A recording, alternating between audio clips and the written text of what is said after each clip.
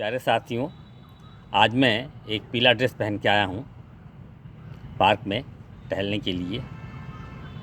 और पीला ड्रेस देखते ही मेरा मन हुआ कि एक ऐसा गाना गाएं जिसमें सब पीला पीला ही हो।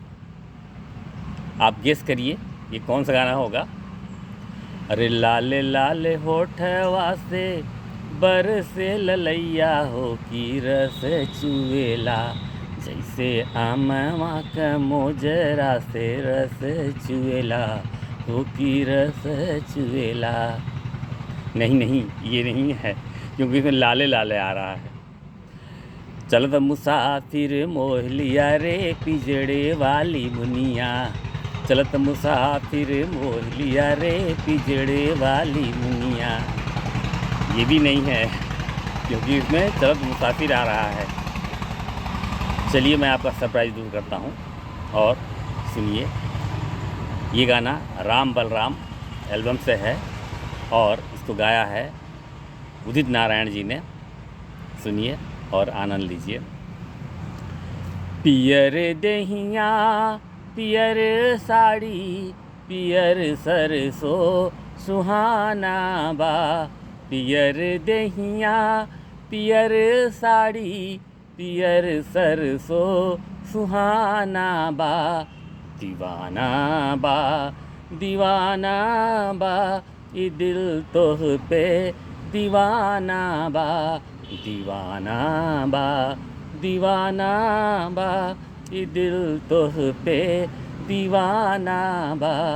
पियर दहिया पियर साड़ी पियर सरसो सुहाना बा, पियर दहिया पियर साड़ी पियर सरसो सुहाना बा, दीवाना बा दीवाना बा ये दिल तोह पे दीवाना बा, दीवाना बा दीवाना बा ये दिल तोह पे दीवाना बा।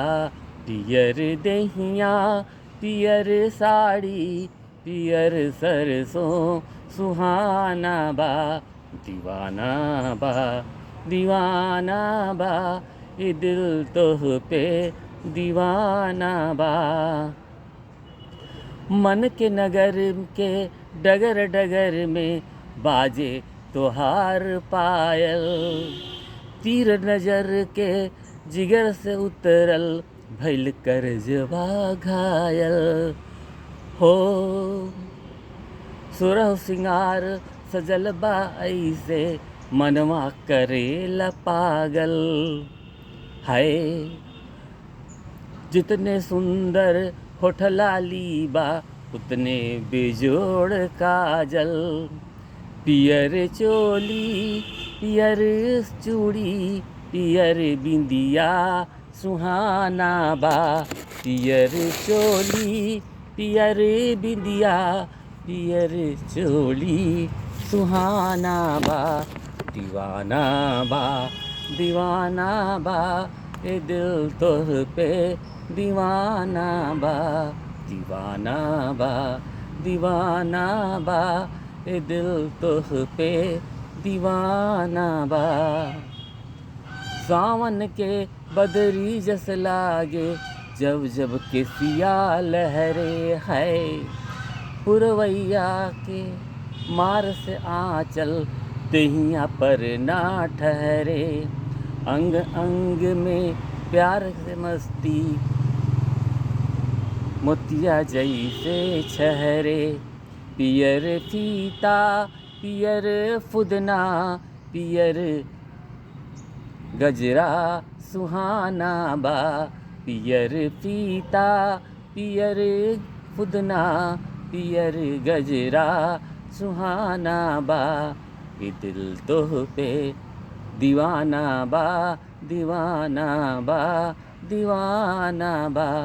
पियर दहिया पियर साड़ी पियर सरसो सुहाना बा, दीवाना बा दीवाना बा ये दिल तोह पे दीवाना बा, दीवाना बा दीवाना बा ये दिल तोह पे